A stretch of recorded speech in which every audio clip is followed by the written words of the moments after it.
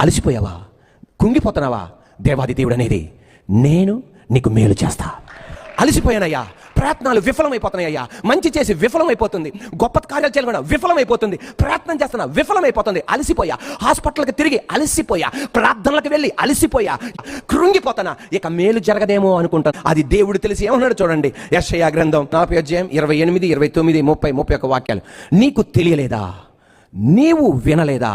బూది గంతములను సృజించిన యెహోవా నిత్యుడగు దేవుడు, ఆయన సొమ్మసిల్లడు, అలయడు, ఆయన జ్ఞానమును శోధించుట అసాధ్యము.